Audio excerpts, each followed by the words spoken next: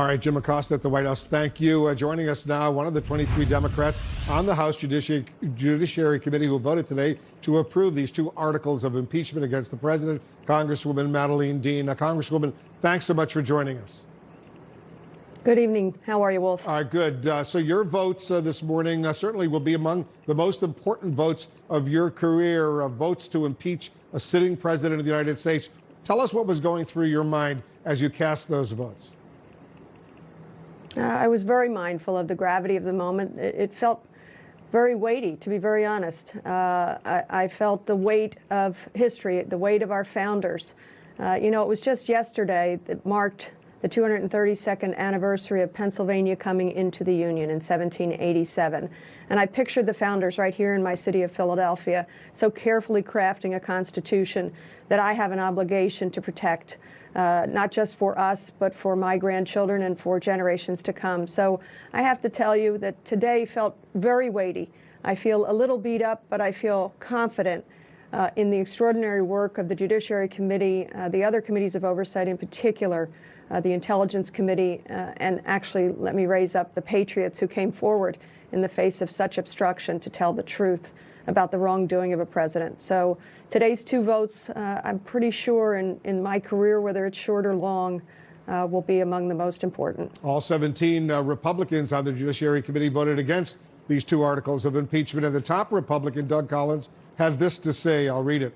Today's vote highlights the pettiness of last night's delay and the folly of articles of impeachment that allege no crime and establish no case. What's your response to him? Well, my response is what I reflected on while I was sitting through these hearings and offering my own perspective throughout the course of this investigation and then the impeachment hearings. This is not about anything petty. This is about something so extraordinarily important. The wrongdoing of a president, taking his office and abusing it for his own personal political errand, a domestic political errand, as Dr. Hill told us.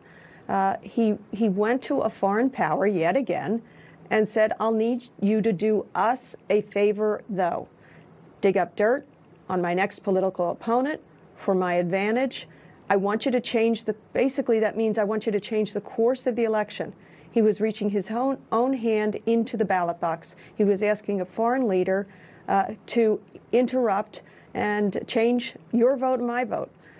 It's just extraordinary wrongdoing. But the other thing is the pattern. And your reporting, I have to tell you, Wolf, I thought I'd heard it all. But your reporting tonight is chilling. The pattern of cover-up.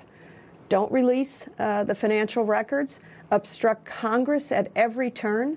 We have the sole duty of impeachment. The president has no right to decide what we get to investigate, and yet he is obstructed in an unlawful, unconstitutional way, and he has the Senate who is complicit.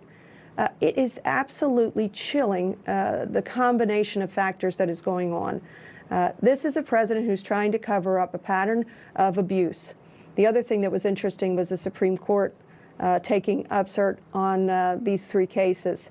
Again, a president who doesn't want anybody to know what his tax returns look like, what his financials dealings look like. In addition to serving on judiciary, I serve on financial services. So we're very interested in seeing the Deutsche Bank information, the Mazars information. But again, a president determined to cover it up. We'll see when the Supreme Court exactly hears arguments, when they reach a decision. Congresswoman Madeleine Dean, thank you so much for joining us. Thank you for having me. All right, just